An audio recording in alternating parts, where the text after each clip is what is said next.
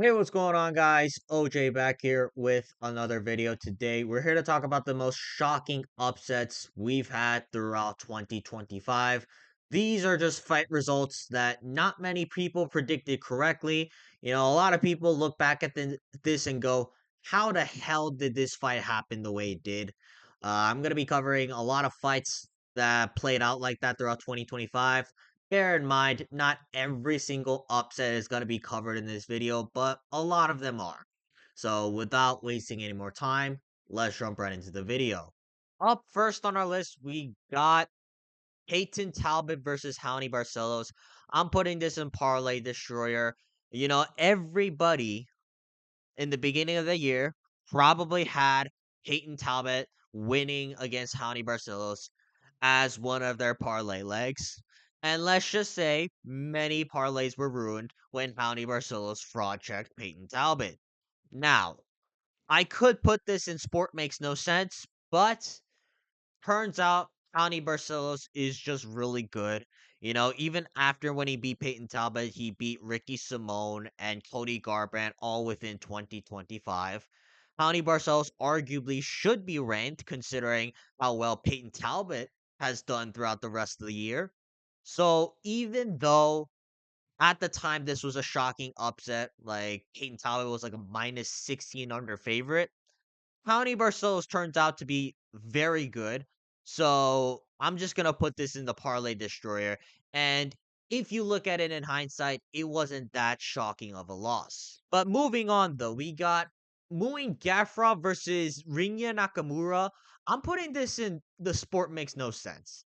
If you told me that an Olympic level wrestler from Japan would fight Muin Gafurov and refuse, all right, outright refuse to shoot a single takedown, I would have called you insane. But that's exactly what happened in this fight. Muin Gafurov pieced up Rinya Nakamura for 3 rounds, and Rinya Nakamura, throughout this entire fight, got 2 takedowns. And keep in mind, he got both of them, but they were in the third round, so it was kind of too late. And Rinya Nakamura, for the most part, looked completely helpless on the feet. This sport just does not make sense, especially after what Rinya Nakamura did against Nathan Fletcher, where he just toe punted him in the first round. Like, I would still pick Rinya Nakamura to win this hypothetical rematch because keep in mind, Muin Gafurov, he is awful, but just how this fight played out just does not make sense. All right. Rinya Nakamura was a minus 500 favorite.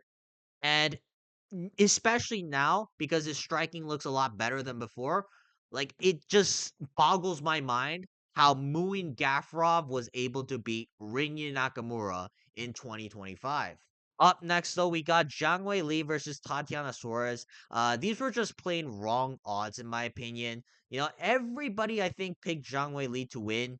But for some reason, the odds makers had Tatiana Suarez as like a minus 200 favorite.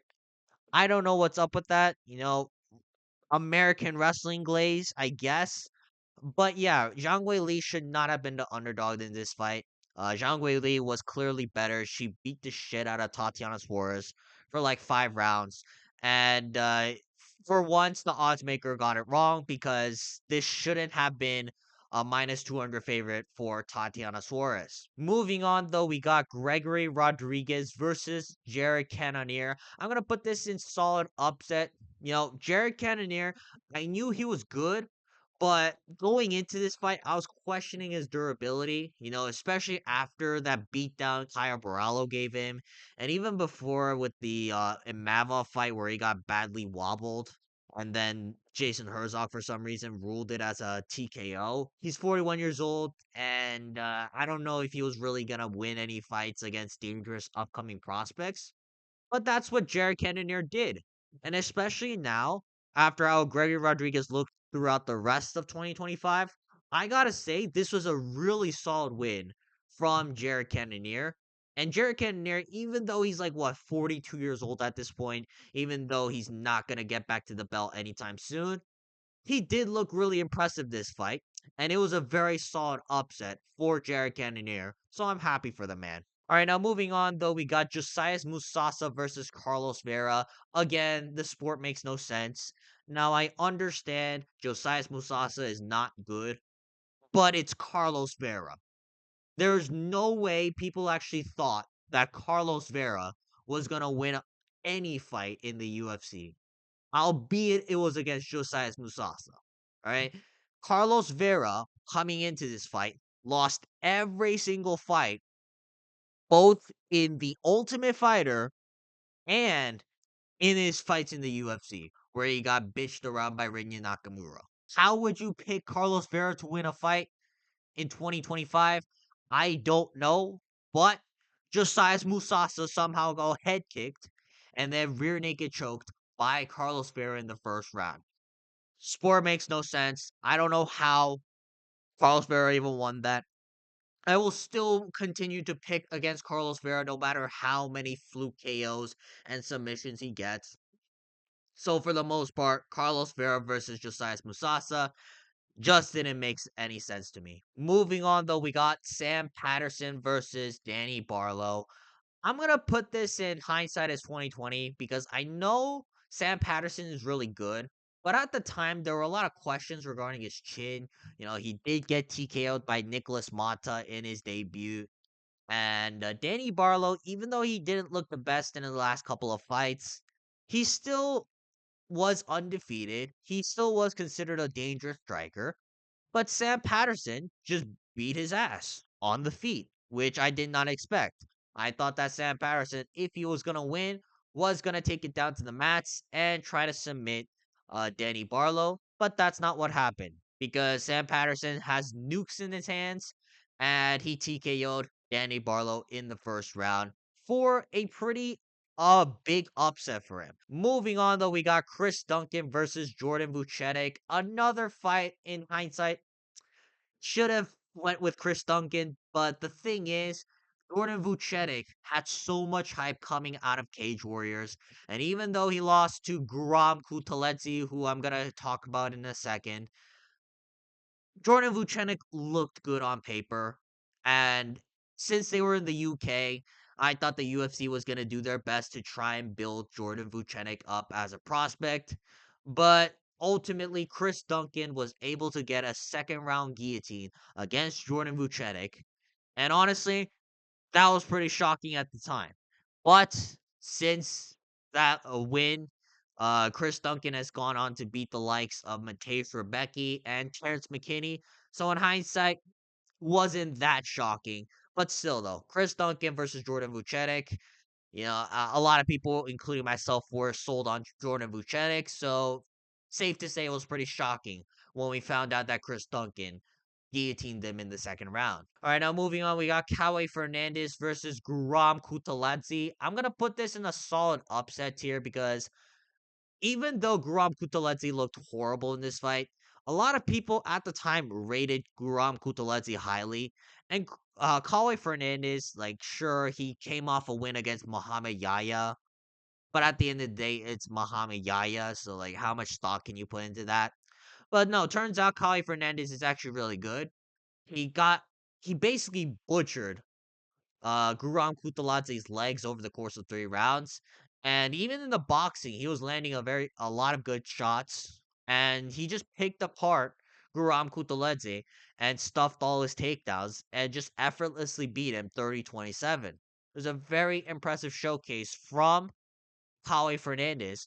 And honestly, he was very underrated coming into this fight, but after this fight, he's looked at as a serious prospect in the 155-pound weight class. Moving on, though, we got Ode Osbourne versus Luis Gurule. I'm going to put this in the wrong odds tier because to me, Ode Osbourne should not have been that big of an underdog because even though Ode Osbourne isn't exactly the best UFC fighter on the flyweight roster, Luis Gurule, I don't believe is UFC caliber. He has yet to win a fight in the UFC.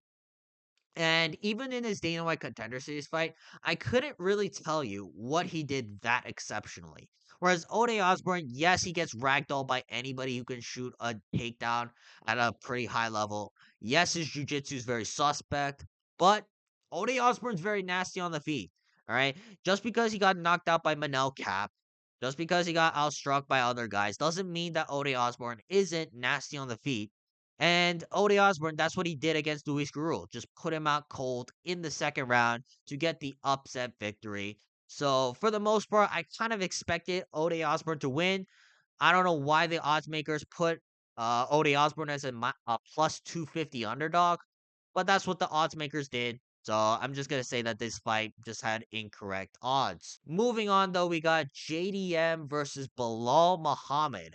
I'm gonna put this I'm gonna put this in hindsight as 2020 because JDM, I know he lost to Islam Makhachev a couple months later, but he's really good. And Bilal Muhammad, yes, he came off the win against Leon Edwards, but in hindsight, Leon Edwards, you know, how did he become champion? I have no idea, but yeah, JDM just outstruck Bilal Muhammad over the course of 5 rounds, despite being like a plus 180 underdog. And JDM won the fight by beating the crap out of Bilal Muhammad. So, yeah, JDM's really good. Just because he lost to Islam Makhachev doesn't make him a bum. And he beat Bilal Muhammad fair and square. All right. You could hope about how Bilal Muhammad didn't shoot any takedowns. To be honest, that was exactly the average amount of takedowns Bilal Muhammad shoots over the course of a 5 round fight. So, yeah, JDM just beat Bilal Muhammad pretty soundly. And in hindsight, JDM should have been the favorite coming into this fight. Moving on, though, we got Ramiz Brahimaj versus Billy Ray Goff. I'm gonna put this in the solid upset category because I thought that Billy Ray Goff coming into this fight was going to beat the crap out of Ramiz Brahimaj. It wasn't that long ago when Ramiz Brahimaj was losing to the likes of Themba Gorimbo, who, keep in mind, is dog shit. So coming into this, I'm like, Billy Ray Goff is probably gonna nuke Brahimaj on the feet and just beat the crap out of him. But that's not what happened. Right? Brahimaj just lashed up a guillotine in the first round and choked out Billy Ray Goff. It was a nasty guillotine. And in hindsight, Brahimaj has made a lot of improvements. He then went on to beat Austin Vanderford later this year. So Ramiz Brahimaj, even though I don't think he's going to be a ranked contender or anything like that, he's a very solid fighter just outside of the rankings of the welterweight division. So it was a good upset for him. And I think this win over Billy Ray Goff really catapulted his career. Moving on, though, we got Bo Nickel versus Rainer de Ritter. I'm gonna put this in wrong odds because why Bo Nickel was like a minus 300 underdog, I don't understand it. Now, to be fair, I did pick Bo Nickel to win this fight, but I didn't think it was a minus 300 lock. Like, I was like, Bo Nickel hasn't really looked good. Paul Craig was able to go to a decision against him. Rainer de Ritter, I know he looked very bad against GM3. But since then, he's looked pretty solid. So I didn't really understand why people were so confident in Bo Nickel winning. But Rainer de Ritter just beat the crap out of Bo Nickel over the course of 2 rounds, eventually put him away with knees to the body. And in hindsight, Rainer de Ritter should have been a minus 300 favorite, but it was in reverse. So for some reason, I don't understand why the odds makers did it, but that's what the odds makers did. They believed in the Bo Nickel hype train, but thankfully Rainer de Ritter kind of shut that down. Moving on, though, we got Kamaru Usman versus Joaquin Buckley. I'm gonna put this in the solid upset category. I did not think that Usman was gonna win this fight. Joaquin Buckley coming into this was on like a 4 or 5 fight win streak. So I thought that Joaquin Buckley was gonna run through Kamaru Usman, but no, that's not what happened. Kamaru Usman just out wrestled Joaquin Buckley for 4 rounds and just held control for 4 rounds and didn't really let Joaquin Buckley get any offense. It was a very solid upset Honestly, that's what really kind of catapulted Usman back up to possible title contention. Do I think Usman deserves a title shot off this? Hell no. But this win really made sure that Usman's still relevant in the welterweight title picture. So, congrats to Kamaru Usman for getting the upset win over Joaquin Buckley. Moving on, though, we got Mario Bautista versus Patchy Mix. I'm gonna say this was hindsight in 2020. Like, Patchy Mix, I did not think would look that bad. Like, I kind of thought that Patchy Mix could have won. You know, even though he looked stiff as a board in his Bellator fights, he looked very good, especially in the grappling. But not only did he refuse to grapple against Mario Bautista, on the feet, he was helpless. And I can't believe I'm saying this as a UFC for a UFC fighter. Like, but Patchy Mix, he didn't do anything. Like, he just got bobbled around by Mario Bautista for 3 rounds. Mario Bautista barely broke a sweat. And this was very shocking at the time. But when you look at how bad Patchy Mix has done since losing to Mario Bautista, it kind of makes sense. So, Mario Bautista versus Patchy Mix, like, at the time it was shocking, but we later found out that Patchy Mix is just a bum. Up next, though, we got Derek Lewis versus Taliesin Teixeira. I'm gonna say this sport makes no sense. Like, genuinely, how the hell did you pick Derek Lewis to win this fight? Like, it's actually impossible for someone to look at this fight and go, "Yeah, I'm gonna pick Derek Lewis," because what has Derek Lewis done over the last couple of years? Like, did he beat a bunch of Brazilian taxi cab drivers? Yes, but Carlson Teixeira coming into this fight, he looked very intimidating. I know his only win in the UFC was against Justin Tafa, but still, though, he's 6'7". You know, he's got tremendous power in his hands. He's a more technical striker than Derek Lewis. You know, all of these things on paper were true, but Derek Lewis was still able to get the knockdown to secure himself the first round TKO. Derek Lewis somehow is in the title picture in 2026. I don't know how that's possible, but that's Derek Lewis for you. And I didn't think that Derek Lewis was going to win at all. I'm pretty sure that most people didn't even pick Derek Lewis to win this fight. So yeah, for the most part, Carlson Teixeira versus Derek Lewis, one of the most shocking upsets of 2025. Moving on, though, we got Paulo Costa versus Roman Kopylov. I'm gonna put this in the parlay destroyer. Like, I understand that Roman Kopylov in hindsight wasn't that good to begin with, but at the same time, though, how the hell do you pick Paulo Costa to win a fight in 2025? Like, keep in mind, the guy lost to Marvin Vettori. The guy literally hasn't won a fight over the last, like, what, 3 years? He lost to Sean Strickland. He lost to Robert Whitaker. He lost to Marvin Vettori. His only win was against Luke Rockhold. Think about that. Luke Rockhold back in 2022. And that was a very competitive fight against 38-year-old Luke Rockhold. Yet somehow, Paulo Costa came out and beat up on Roman Kopylov. I did not think that was going to happen.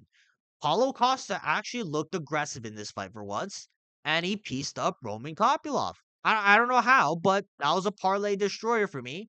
You know, I thought that Roman Kopylov versus Paulo Costa was practically a lock, but turns out Roman Kopylov's not as good as we thought, and Paulo Costa for once actually locked in. Moving on, though, we got Kosa Kyun versus Oban Elliott. I'm gonna say this was a solid upset because Kosa Kyun coming into this fight, he was looked at as like a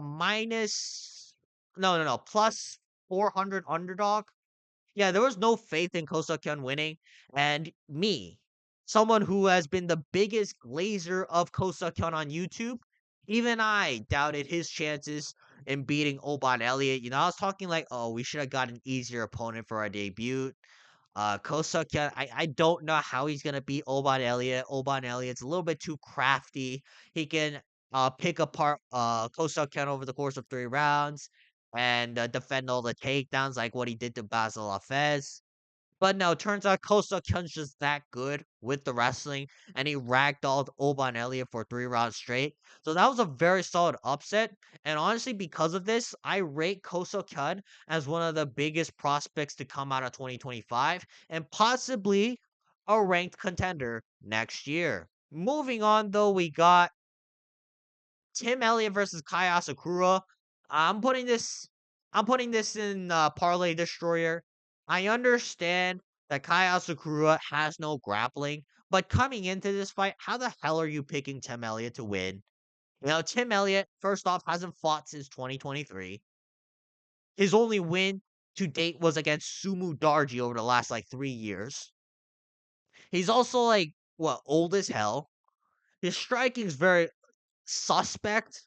But turns out Tim Elliott's got a granite chin. He ate a flush head kick off of Kai Asakura and took him down and ragdolled him. And then in the second round, he just took him down, ragdolled him, and then got the mounted guillotine for a pretty easy finish. So yeah, Tim Elliott, despite being 39 years old, despite not fighting for the past 2 years, he still got it. He still looks very solid. He's still fraud checking prospects like Kaya Sakura. So honestly, that was pretty shocking. You know, Pantoja took around the similar time to finish off Kaya Sakura. And so, which is why I say that Tim Elliott winning this fight was an absolute parlay killer. Moving on, we got Leroy Murphy versus Aaron Pico. I just think this was wrong odds. Because Aaron Pico, keep in mind, this guy wasn't even a Bellator champion. This guy was losing multiple fights Bellator. And Leroy Murphy, even though he's not a big name prospect, even though like there wasn't that much hype for Leroy Murphy, especially after his Josh Emmett fight, he went out there and knocked out Aaron Pico in the first round with a spinning elbow. Now you could say, oh, Aaron Pico was winning the fight, but like yeah, not by much. Like, yeah, he was ragdolling Leroy Murphy for a bit, but it wasn't like he took him down at will.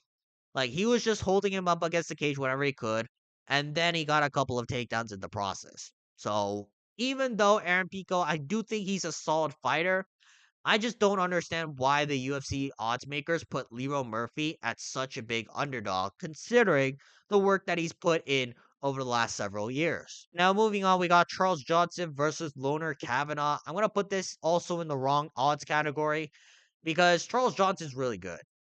Like, I love Loner Kavanaugh, but when I saw this fight being booked, I was like, yeah, Charles Johnson's probably going to win this. You know, he's a crafty vet. Loner Kavanaugh, unless he's gonna shoot takedowns off the get go, he's probably gonna get clipped very badly by Charles Johnson. Uh, Kavanaugh doesn't really do that. Kavanaugh like shoots takedowns in his back pocket, and he's had a very close fights with a lot of guys that aren't on Charles Johnson's level. So Charles Johnson being a plus 200 underdog just didn't make sense. And Charles Johnson proved that by knocking out Loner Kavanaugh in the second round. Charles Johnson is just very good. I still think that Loner Kavanaugh has a future, but Charles Johnson just kind of shut that down at the moment. So I'm just gonna say these were wrong odds, and that Charles Johnson coming into this fight should have been the favorite. Moving on though, we got Johnny Walker versus Ming Yang Zhang. Sport makes no sense. How the hell do you pick Johnny Walker to come in against Ming Yang Zhang in China and TKO him in the third round? There's no way anyone in their right mind picked Johnny Walker to beat Ming Yang Zhang, let alone for Johnny Walker to win via third round TKO. Because Ming Yang Zhang, coming into this fight, he was looking at like a dangerous power puncher. And Johnny Walker, we all know this, his chin is absolutely cooked. Like the guy got folded up by Magomed Ankalaev, and that got folded up by Volkan Ozdemir. He's been KO'd multiple times before that as well, like against Jamal Hill. So Johnny Walker looking at this, I'm like, how the hell is he supposed to win? You know, he's just gonna leave his chin out in the open, and then Ming Yang Zhang is gonna clip him with a left hook and then put him down in the first or second round. But that's not what happened. Johnny Walker, for once, actually shot takedowns, actually tried to grapple, slammed the hard calf kicks a lot, which bothered Ming Yang Zhang. and then eventually got the TKO after brutally calf kicking Ming Yang Zhang in the third round. I could not believe what I was watching. Like, especially because it's fucking Johnny Walker in 2025. So yeah, Johnny Walker versus Ming Yang Zhang. I don't know how this fight went to Johnny Walker's way. Like, would I still pick Ming Yang Zhang even looking at this fight back? Probably, because it only takes one punch or like a gust of wind to knock out Johnny Walker at in 2026. So yeah, Ming Yang Jing versus Johnny Walker, it just did not make sense to me whatsoever. Now moving on, we got BSD versus Mauricio Ruffy. I'm gonna put this in the solid upset category because coming into this fight, I thought that BSD was absolutely cooked. Mauricio Ruffy got that spinning wheel kick against Bobby Green. He destroyed James Lontop over the course of 3 rounds. He beat the shit out of Jamie Malarkey. Like, there's no way you thought that BSD was gonna look the way he did, and then absolutely ragdoll someone like Mauricio Rufi. But that's what he did. BSD didn't engage in the boxing. He just slammed body kicks and head kicks, and every time Mauricio Rufi was forced to raise his arms, he then shot for a double leg and ragdolled Mauricio Rufi. That was actually super impressive. High fight IQ game plan for BSD. And honestly, BSD now is looking like a resurging prospect because he then went on to knock out Beneil Dariush in 16 seconds. So yeah, BSD solid win from against Mauricio Rufi, and he's now back to being a top contender in the lightweight division. Now moving on though, we got David Martinez versus Rob Font. I'm gonna say this was also a solid upset. Now I did not think that David Martinez was gonna win this fight. I thought that Rob Font was gonna do what he does. Maybe lose the first round, but by rounds 2 and 3, just pick up the cardio and drown David Martinez with pace. I didn't think that David Martinez was gonna be able to be that bouncy and elusive for 3 rounds. But turns out David Martinez was just that bouncy, athletic, and elusive for 3 rounds straight. And he got the dub over Rob Font and even out pressured Rob Font in the later rounds because he was the one holding dominant position, raining down nasty ground and pound shots in the third round.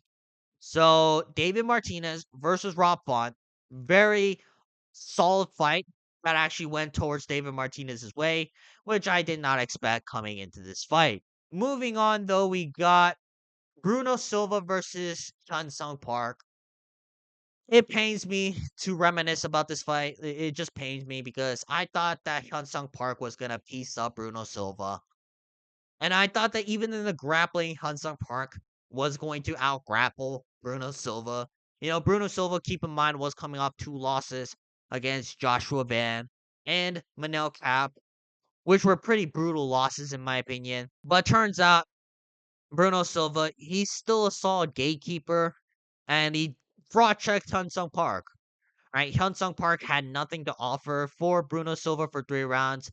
I will say though, Bruno Silva was probably on steroids because his back acne was absolutely insane coming into this fight. But regardless though, Bruno Silva was the much better fighter, which is something I did not expect and honestly killed my mood for the rest of the night. Moving on, we got Brendan Allen versus RDR. Shit makes no sense. How the hell did Brendan Allen win this fight? I still don't get it.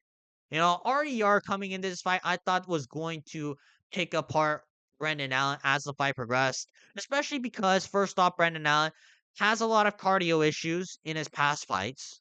And second off, Brendan Allen took this fight on short notice. So, if anything, I thought that RDR was going to hold the advantage in the cardio, but that's not what happened. Brendan Allen just ragdolled RDR in the later rounds and eventually made RDR quit on the stool. Most shocking upset win of 2025, arguably. And somehow, because of this, Brendan Allen is now a top 5 middleweight in the UFC. Moving on, though, we got Isaac Dolgarian versus Yadir Del Valle. I'm going to put this specifically in the Isaac Dolgarian tier because even though this was like a solid upset win. It's just the way the fight played out, as well as what happened afterwards, where Isaac Dolgarian was suspected of rigging a fight. So yeah, even though this was a solid win for Yadir Del Valle, because of how it played out, where Isaac Dolgarian, instead of fighting the rear naked choke, was just trying to punch behind him, which is something you never should do. And also the fact that what happened after with the FBI getting involved, I gotta say, they kind of tainted the win. So I have a specific tier for Isaac Dolgarian versus Yadir Del Valle. Moving on, we got Christian Leroy Duncan versus Marco Tulio. I'm gonna say this was a solid win because coming into this fight, I thought that Marco Tulio was the next big thing in the unranked sections of the middleweight division. You know, he got that brutal KO over Tresean Gore after styling on him for 2 rounds. And he also knocked out Ior Potieria in the first round. CLD, he hasn't looked the best in a lot of his fights, but CLD in this fight really showed out. And he honestly looked a lot more improved than before. Got a spinning elbow KO against Marco Tulio. And honestly, it was a very good win. And I see CLD now contending for a ranked spot in the middleweight division. Moving on, we got Michael Morales versus Sean Brady. I'm going to put this in hindsight as 2020 because Michael Morales, we knew he was good, but we didn't know how good he was, right? Because Sean Brady was at the time the number one contender. Like if Islam Makhachev, beat JDM, and Ian Gary were to have lost to Belal Muhammad, Sean Brady would have got the next title shot had he beat Michael Morales. But that's not what happened. Michael Morales slumped out Sean Brady in the first round. Turns out Michael Morales is just that good. And his past few fights, he did look a little bit suspect in the grappling, like against Gilbert Burns versus Neil Magny. But on the feet, Michael Morales is just so dangerous that it doesn't matter unless you're a guy like Islam Makhachev who can get the takedown and immediately submit you. In hindsight, this wasn't a shocking loss for Sean Brady, but at the time, though, I was so shocked when I saw Michael Morales TKOing Sean Brady in the first round because I thought that Sean Brady, it was impossible to stop his takedowns, impossible to stop his grappling, and I thought you had to be Islam Makhachev level in order to deal with a guy like Sean Brady. Last but not least, we got Merab Dvalishvili versus Peter Yan. I'm going to put this in the Parlay Destroyer. Now, just because of how one-sided this fight was, it was so shocking. Because coming into this fight, I did not believe in Peter Yan. Even most Peter Yan fans, including myself, can say that Merab was probably going to win the fight coming in. Like, I just didn't know how Peter Yan was going to win this. Turns out Peter Yan's just that good. He schooled Merab Dvalishvili in MMA for 5 rounds in the rematch. The last thing I would have expected, especially because of the dominant run Merab was on throughout 2025. So to they say this was not a shocking upset, I would say you're full of cap. And Peter Yan versus Merab, I'm not gonna say the sport makes no sense because we all knew that Peter Yan was that good. We just didn't think that he was gonna beat Merab Dvalishvili that night. But Peter Yan got the upset win. So congratulations to Peter Yan for beating Merab Dvalishvili in a very big upset as like a plus 345 underdog. Alright, that's going to be it for this video. If you guys want to see more videos like this, please make sure to like and subscribe so we can monetize this channel. Otherwise, though, leave a comment down below how you guys feel about this list. Did I not include any fights that you thought were like moderate upsets at the very least? Leave it all down in the comments below. Otherwise, though, leave any video suggestions you have for me, and I'll try to get to them throughout this 6-week hiatus. And outside of that, I'll see you guys next time. Peace.